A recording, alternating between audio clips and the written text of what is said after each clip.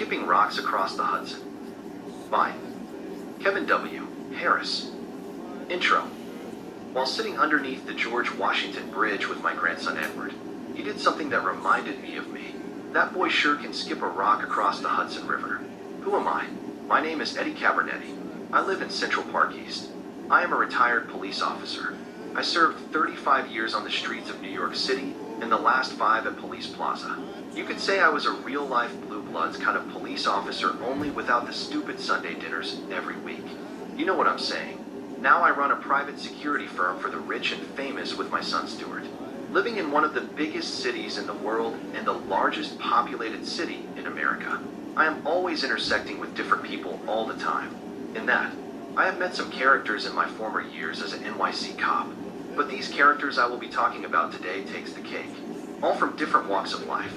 The funny thing is that they pass each other all the time on Park Avenue, but because of America's classicism, causes people to become distant from one another. There's Robert the hedge fund guru, Tony the banker, and Cliff the homeless guy. They are all friends of mine. Because of that, I decided to write my first book about them. My goal is to share how all 3 lives will eventually cross paths. You will notice how each one see the same New York City totally differently and give a glimpse into their lives and to show that we are not so different. Life sometimes throws a curveball that we are not prepared to hit. It's not failing, that's important. It's the never give up New York City way is what it's all about. Chapter 1. Robert. Wounds heal, scars don't. Good morning, New York City is my routine shout every morning at sunrise from my balcony on the 43rd floor. Who do I see with my binoculars today? Robert the hedge fund guy, but naked on the terrace doing stretches and yoga poses. He is one of my clients. I really need to tell him to stop, because a person cannot unsee those. Geesh. Then I see Tony the banker like clockwork, a hard-working office manager that works for Chase Bank.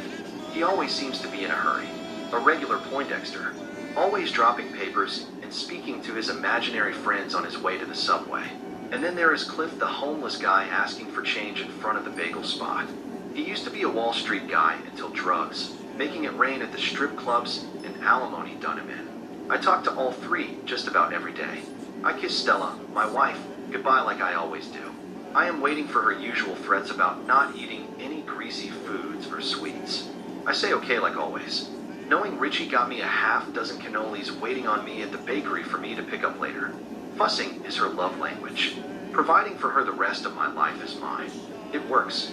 I'm headed to the next building over to pick up Robert and take him to his office. Good morning, Robert. Good morning, Eddie.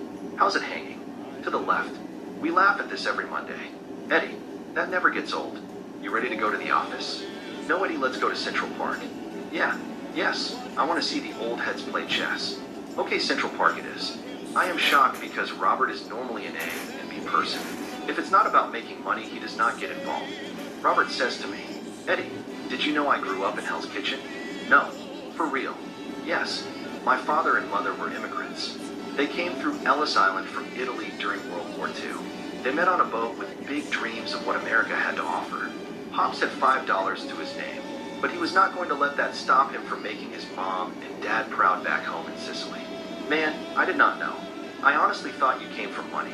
A snot-nosed Ivy League trust fund kid that went to Harvard or Yale. No, Eddie, I was a poor kid like a lot of kids out of New York.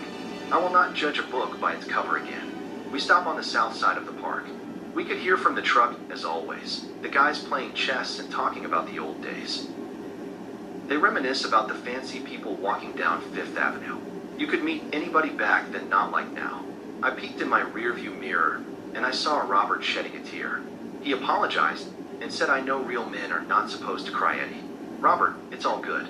I had a tough old man. One day the department shrink recommended I come and see her because of my up-and-coming retirement. I did.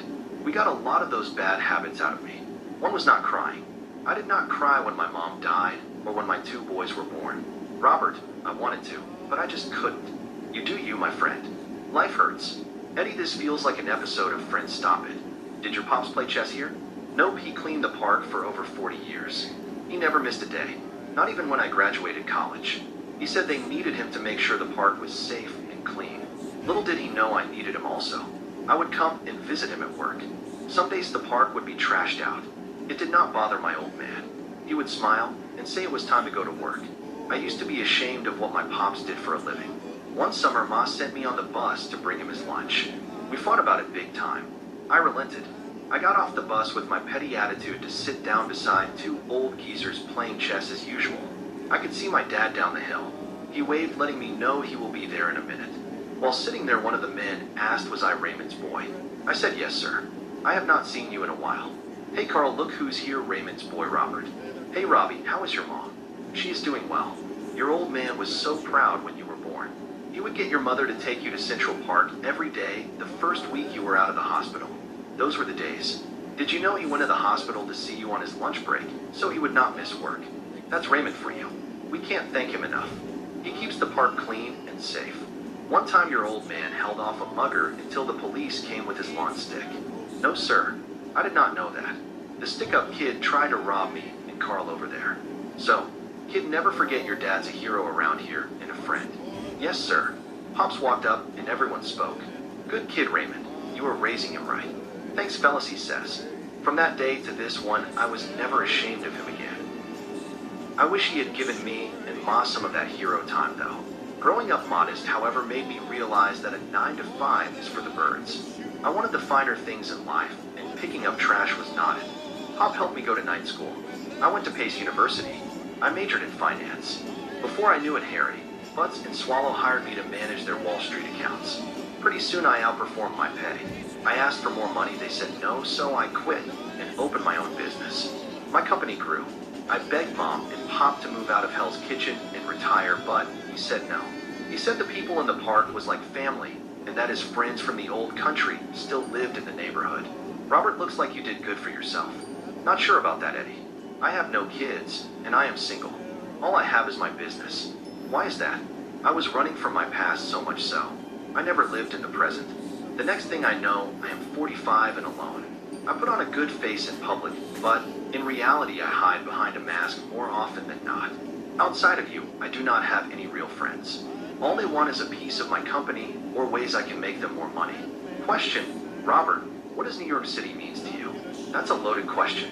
I see New York as a place where with hard work any and everyone can make it. My father did, and I did. Thanks, Rob. Let's go, Eddie. Where to? Let's go to the Bronx. I have a taste for Mario's pizza, then I want to go home. I am taking the day off. You got it, buddy. Robert, can you do me a favor? What's that? In the morning, could you wear some clothes on the balcony? Now what's the fun in that? We laughed again. Chapter 2. Tony. No days off. I ran into Tony at the newspaper stand. Hey Tony, how are you doing, my friend? No time to talk, Eddie. I'm running numbers in my head. The numbers are off at the bank.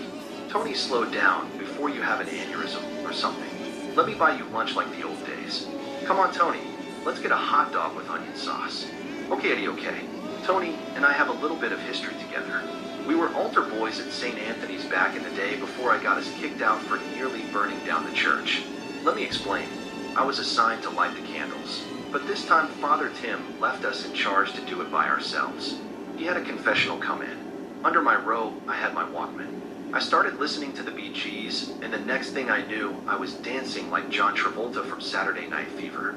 Only thing, I tripped over my own feet, caught the drapes on fire. Tony ran and got Father Tim. He put the fire out just in time. He then banned us for life from the church. I thought you were supposed to forgive and forget. Not Father Tim. My picture is still up on the wall. We sat down on the bench. I asked him how he and Carol are doing. All is well, Eddie. Not tell old Eddie the truth. I am up to my elbows in debt. I make a decent amount of money, but because of the local school system, Carol had me put the twins in a private school. They are busting me in the head every month. I can't do overtime because I am on salary. To top it all off, I can't even afford to live in the city where I work. Why not move south? I hear they are opening a Chase Bank in Virginia. No way, Eddie. It's not for me. I love the rat race. The multiple cultures, the food, and a place that never sleeps. What's not to love? It's New York, Eddie. Besides, my mom left North Carolina a long time ago and never looked back. New Jersey is south enough for me. Tony looked at his watch and remembered he was late for a meeting with the president of the bank. Thanks for lunch. I must go. Tony, see you later. Hopefully Tony will not stroke out. Chapter 3. Cliff. The land of I don't care.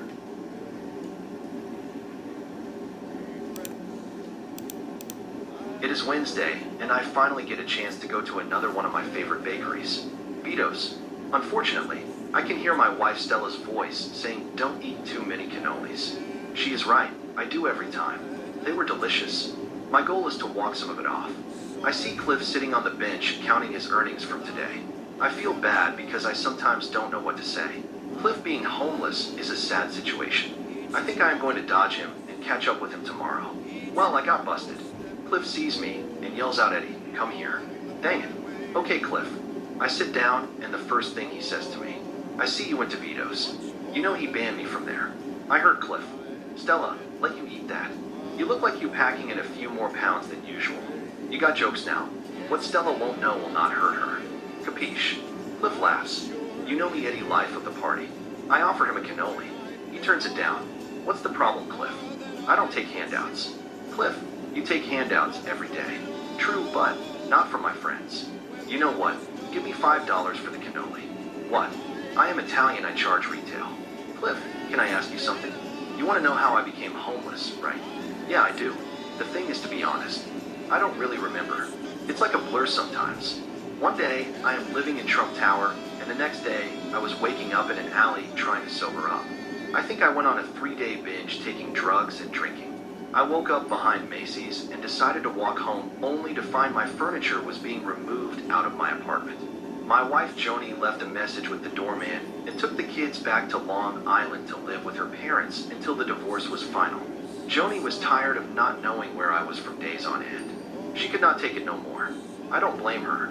I was a bad husband and father. I thought providing financially was all it took. I was wrong. I went to the firm to get cleaned up and change clothes. The security guard met me at the door with my stuff and my termination letter because of a no-call, no-show. I was then handed a subpoena because the SEC was investigating me for an insider trading scandal. Chase Manhattan froze my account. So, in one fell swoop, I was broke and homeless. Clifford, did you do it? I don't want to talk about it, Eddie. Cliff, did you do what they said you did? Yes. I did it. Why? You had more money than the Kardashians. Because I could. It was easy and I thought nobody would miss it. I was a millionaire, stealing from billionaires. Eventually the government found me guilty on all charges, sold all my assets, and took my license for life. I live in a men's shelter, and every day I try to drink myself to death. But every day I keep waking up. Look, Cliff, you will not get a pity party from me. You did it to yourself and ruined not just your life, but your wife and kids. Speaking of which, how are they doing? Not sure. I have not talked to them in years. I was ashamed of what I had become. Cliff, what's the end game? You are and always was a hustler. Why not start over? Eddie, you don't understand. I was the king of Wall Street. I refused to wash dishes at Rielli's restaurant for minimum wage. Bro, you are bumming on the streets for pocket change. My friend, this is not living. You know what, I gotta go before I say too much. As I was walking away, Clifford had hit a sore spot with me. I hate deadbeat dads because of my old man. I make it home and walk past Stella like she was not standing there. She yells my name. I snap out of it. "Stella, why are you yelling?" "I yelled because you walked right past me without saying hello." "Sorry, honey, I was distracted by something." "Eddie, what's wrong?" "I was talking with Cliff and some old memories about my old man came up. You never talk about your dad, and I never asked. Was not much to tell. He left me and my mom when I was 10 years old. One minute he was on point, and the next he was not. I can remember it like it was yesterday. It seemed to be the brightest day of all time. I got the rod and reels, the tackle box, and worms out ready to go. Pops was cranking up that old 1972 Continental. I promise you that car took forever to warm up. Mom made us some sandwiches and hot chocolates for the trip. She was a good old Italian mom. My dad was acting strangely. He did not kiss Mom goodbye like usual. Instead, he said we will be back later. I blew it off during the excitement. On the way, he kept talking about if he is not there. I need to step up and help Mom by being the man of the house. I heard him, and then I didn't because all I wanted to do was skip rocks across the Hudson River. Fishing was not my thing, it was his. But we bonded over it, so it was cool. He would talk about the old days of when he grew up in Italy. He said not a day goes by that he did not miss home. I am like, okay, Papa. He also talked about how he had inherited his parents' house and winery. The next day, Pops was gone. I got home from school. The Continental was sitting in the yard, but Pops was not there. Mom greeted me at the door and said we need to talk. You know when you get that gut feeling in the pit of your stomach telling you something is wrong? I had that feeling. Mom said your dad has moved back to Italy. He did not like it here at all. Okay, Mom, when are we leaving to meet him? Honey, we are not. Something happened to me back home that you are not old enough to understand yet. So, I promised myself I would never step foot in that country again. Eddie, some wounds heal. Scars don't. And your mama got a lot of scars. Stella, I did not know Ma was abused by a relative and nobody believed her. So, she left home at 15 and caught the next boat to anywhere. It happened to be going to America. She met Pop on the same boat. From hearing this, I was devastated. How could he leave us like that? He was so selfish. Then Mom said, Eddie, I have a job working at Mr. Sandusky's sewing shop. We will be okay. Then she said you were going to be a big brother. I said to Mom, I think I had enough shock for one day, don't you? She laughed. Can I call Dad and tell him? No, honey, I don't want him here, just for your sibling. We will be alright. I said, okay, Mom. I got you. I graduated high school. My family gave me a boatload of money because I was the first grandson to graduate high school. I decided to go and see my old man in Italy. The cab took me to this magnificent house. Grapevines all over the place. I knock on the door. Boy, I was more nervous than when I asked you to go steady. Stella started blushing. A young man answered the door and said, can I help you? I said yes. I am here to see Eddie Cabernetti Sr. He said something that rocked me. Yeah, that's my dad. Hold on. Pops comes to the door. It was as if he had seen a ghost. Hey Eddie, what are you doing here? I graduated high school, Pop. So, I wanted to see you. How are you doing? I am doing well. So, I got a little brother nice. Can I come in? The thing is, Eddie, they do not know that I had a family in New York, and I want to keep it that way. No problem. I turned to walk away, and Pops asked about Mom. I said she is good. She remarried. All is well. Good, Eddie. Good to see you, son. I lied to him to get revenge, but he did not bat an eye. I never saw or heard from my old man again. Eddie, you could have given him a piece of your mind. Nope, Stella, it wasn't worth it. This closed the door for me, and I promised myself I would not do to my kids what was done to me. Chapter 4. The axe is laid at the foot of the tree. The next day I see Tony while I am getting my usual Dunkin' Donuts and a cup of coffee. I must sneak it because Stella has been busting my balls about eating too many sweets again. What can that woman yell? I told Tony to come over and enjoy a donut with me. His usual statement is word for word. I have no time, Eddie. I am late to a meeting. Who is it this time, Rockefeller Jr.? Funny, Eddie. No, it's with Mr. Smith, the Vice President of Financing. He audited my department. Tony, just calm down. You are the best with the numbers. Meet me at Angelo's for dinner at 7. Okay, Eddie. Don't be late, and bring your wallet this time, Mr. Numbers.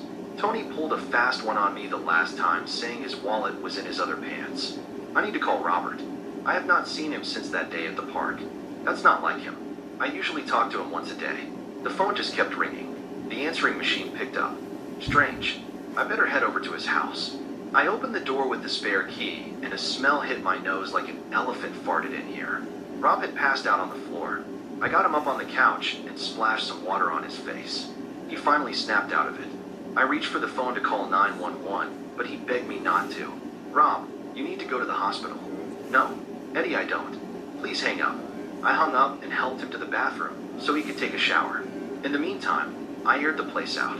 Then I put some coffee on. Rob came out at least smelling better. How are you feeling? Like a Mack truck ran me over. Stopped. Went in reverse and ran me over again. Wow, bro, that's crazy.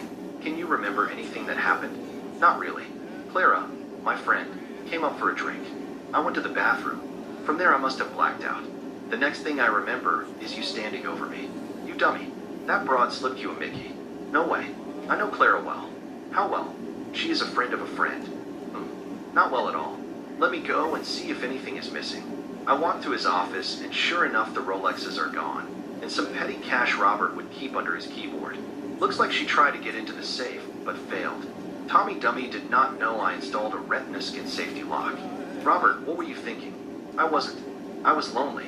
You have Stella, and I have nobody. Alright, no judgment here. I am glad you are okay. Next time let me hook you up with Rita, Stella's sister. Rita in the picture at your house. That Rita. Yeah, what's wrong with her? Brother, if you must ask, then I am not going to tell you. I will figure it out on my own. Thanks for checking up on me. It means a lot. You are my friend first and foremost. Stella has been calling me every few seconds. I finally called her back. She is fussing and wondering where I was. I explained to her that I was okay, and that Rob had a crisis where I helped him with. I will be home in an hour. Stella hangs up in my face. Eddie, this time she sounds pissed. You were telling me. She threatened to change the locks. On my way home, I will stop by the A and P to get her some fresh flowers and a box of chocolates. Yeah, that usually works. I take it. Yes, it does. Mister got robbed by a high-class hooker. Good point. Always with the jokes. Eddie, I was married once. Her name is Anne-Marie D'Antoni. She was the girl of my dreams. We met freshman year during lunch. We were together the rest of high school.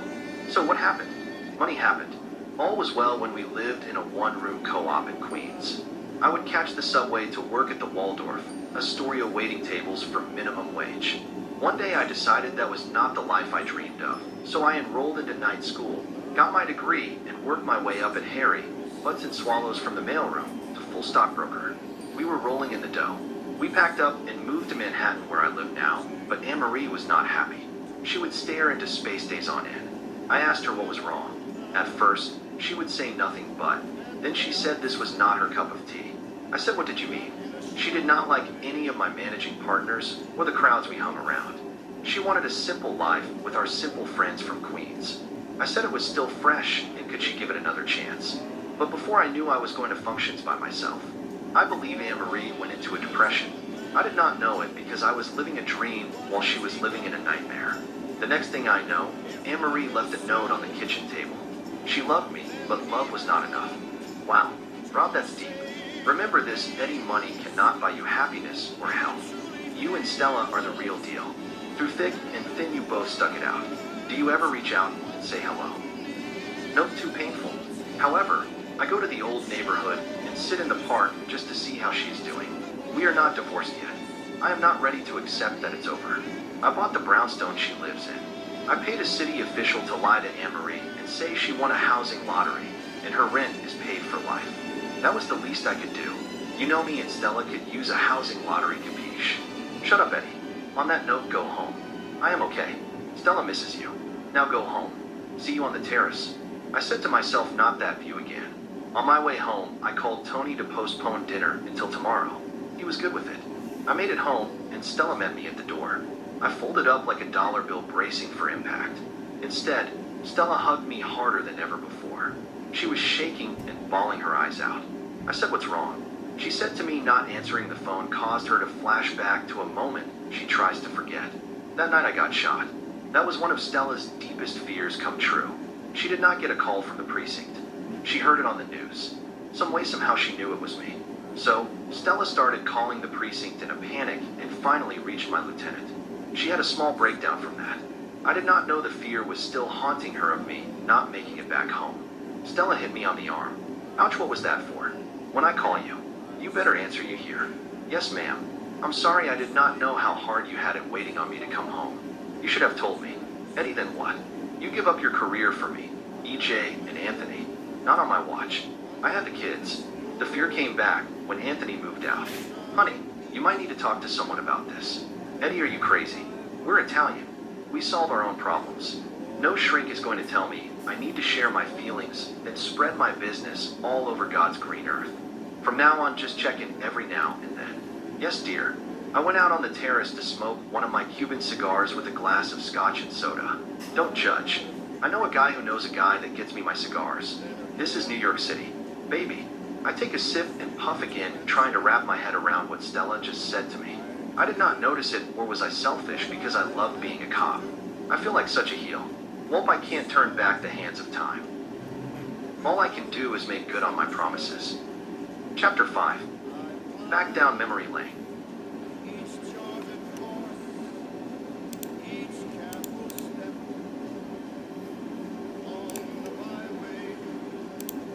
Today I decided to do something different. I am going back to where it all began for me as a beat cop. Yeah, that's right, I am going to Spanish Harlem to see my old pal Manny. Stuart is driving Robert, and Stella has gone to see her mother in Long Island. I caught the train for the first time in years. Still the same old smell of urine.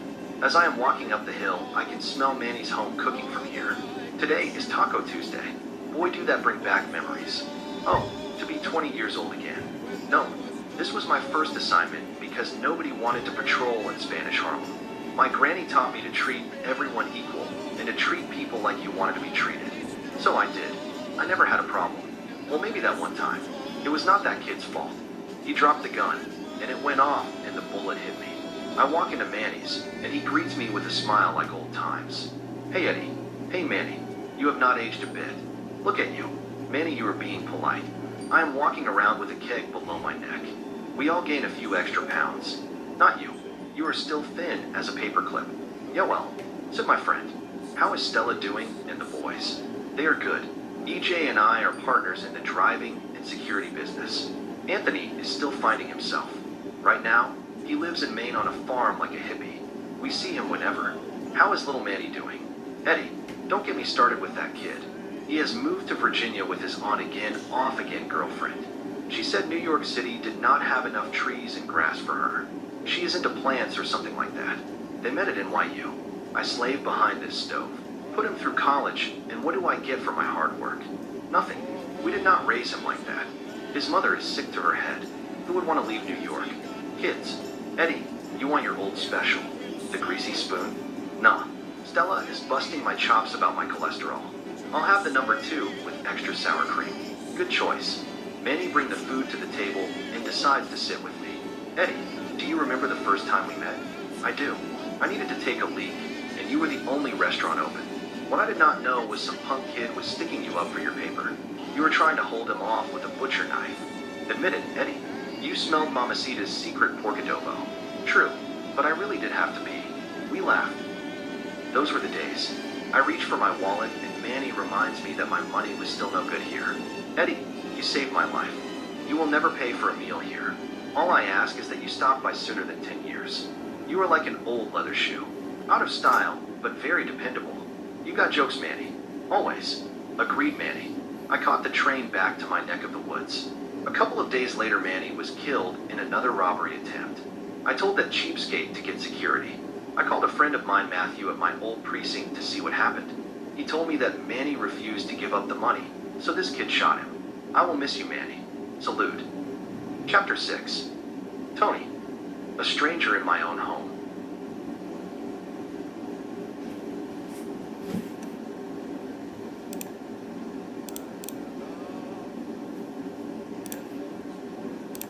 I am finally getting to meet Tony at Angelo's. He is already there, which means something is wrong. Don't tell me that wallet lie again. As I am walking up, he seems more flustered than usual. Hey, Tony. Hey, Eddie. How's it hanging? Eddie, not today. What'd I say? You know, back in the 9th grade, I took a shot in my oysters from a baseball in PE. I was never the same. Look on the bright side. You still had kids. Yeah, from a donor. You were 0 for 2. He gets up to leave. Wait, Tony, I am sorry. You know me. A wise guy. Sit down. Please. What's wrong? You seem more nervous than usual. How did the meeting go? Not good. We found someone on my team has been stealing money from the bank to pay off a gambling debt in Atlantic City. They stole over $1 million. It wasn't your fault, but it was Eddie. I was not paying attention because Carol wanted another baby so bad I had to leave work all the time and take those horse pills that made me sleepy. He caught me slipping. Now I am on probation and have been transferred to San Antonio, Texas. Eddie, I cannot go to Texas. They have alligators and snakes. I have not gone past New Jersey in my life. To top it all off, Carol blames me and refuses to move out of New York. Now I am going to be by myself in a place that has horse dookie and where people wear cowboy boots. Tony, just breathe. Look, Stella and I will come and see you once a month to make sure you are okay. Also, I will ride with you down there to help you get set up. You will do that for me, Eddie. Of course. You are one of my oldest friends. Besides, I owe you for taking the blame for the fire. Yes, you do.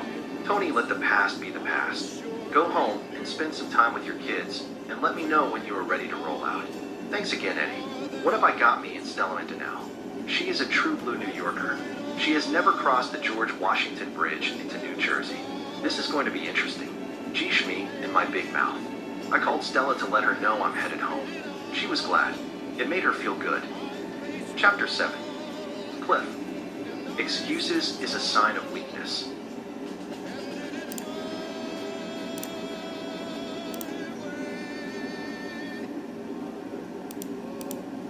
As I am driving down 7th Avenue taking the shortcut home, I noticed Cliff was not on the block peddling for change.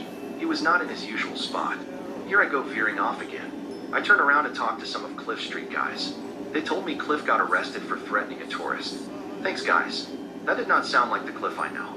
He would never hurt a person. Something must have happened to set him off.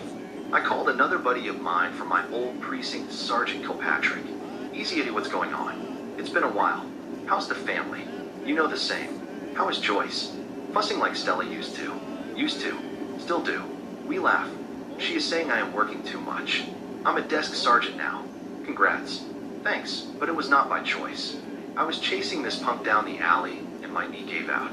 Tore my ACL. Sorry to hear that, Raymond. How is your mental health after not being able to patrol anymore? It comes and goes.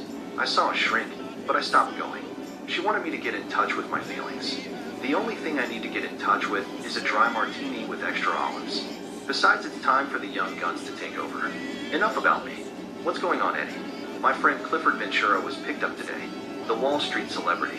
He kept calling himself the King of Wall Street, as if that was not going to get him arrested. He also mentioned your name to vouch for him. I was going to call you tomorrow once he cooled off in the tank. Cliffy Boy saw his wife and kids with her boyfriend. He spazzed out on them. The kids called 911 not knowing that he was their father. They thought it was some homeless guy trying to rob them.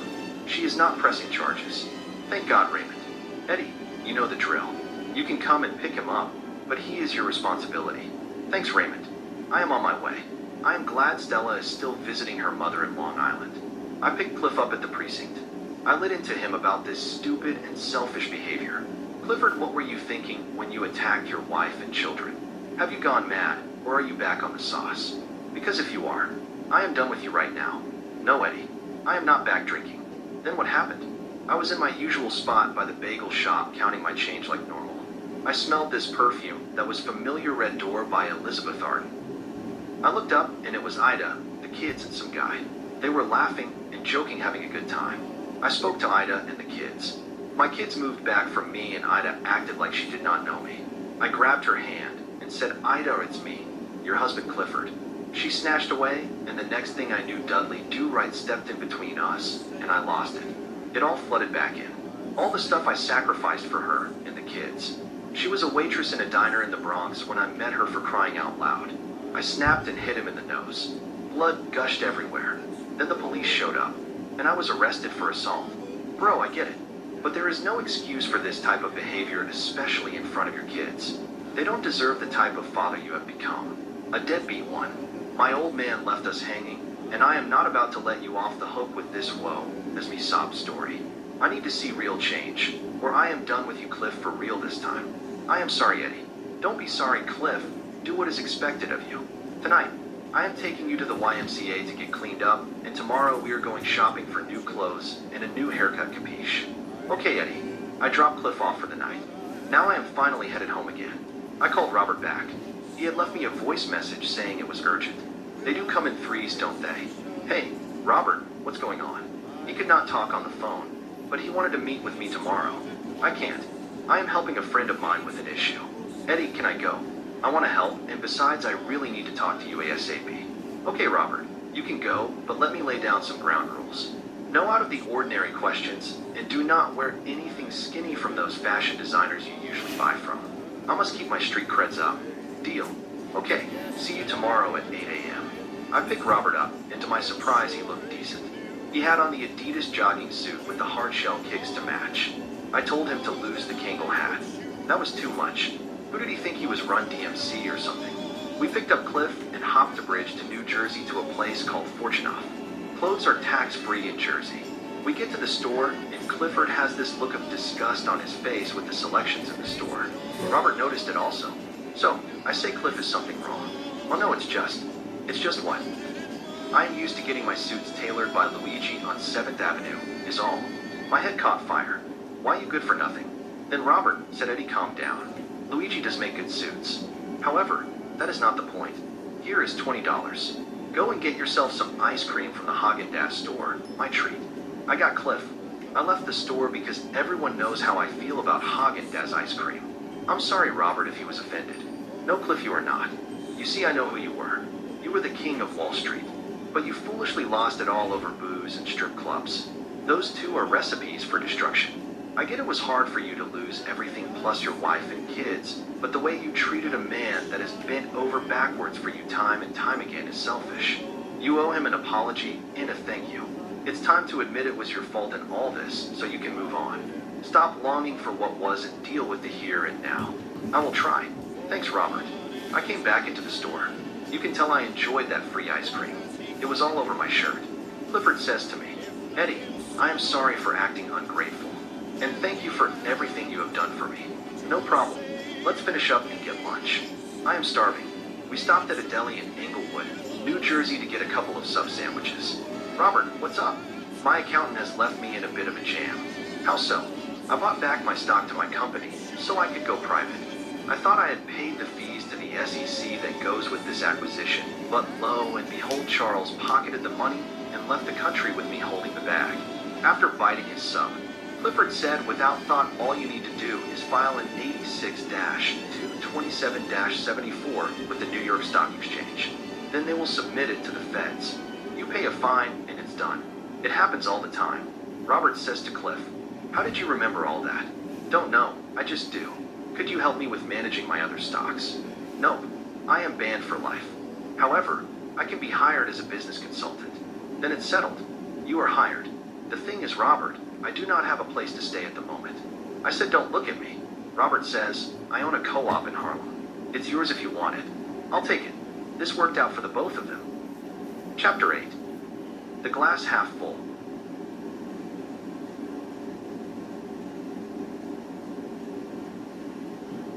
Clifford eventually started going to the AA meetings at the church in Harlem. In his spare time, he also started teaching students how to trade stock at the local YMCA after school. Ida got word that Clifford had cleaned himself up. She started letting him have visits with the kids. He even put himself on child support. Robert went by the old house and talked to Anne-Marie. He apologized for not being a better husband. Not to get her back, but he realized it was overdue. She found out he bought the building for her. Robert did say she was always smarter than him. She figured it out right off. Tony finally was packed, headed to Texas. His wife did not kiss him goodbye, nor the kids. She still blamed him for the mess they were in. As promised, I rode with him there. Time to buy me a 10-gallon hat and some Wrangler jeans. Yeehaw. I had Stella meet me there once we got settled, saying Antonio was nice with no state taxes. Nah, who am I kidding? I am not ever leaving New York City. Tony and Carol are getting a divorce. She never forgave him for losing his job. He humbled himself and did not contest the divorce. He sees the kids every summer and alternate holidays. Tony is in a good place. He quit working for Chase, cashed out all his stock and bought his dream house and took a much-needed vacation alone. Stella and I visit less and less now. Well, I am back where it all started, with Edward, my grandson, just below the George Washington Bridge. We were supposed to be fishing, but just like me, all Edward wants to do is skip rocks across the Hudson. You know, I never said what I saw when I looked at New York City. Let me tell you, friend, all I see is endless possibilities. The end.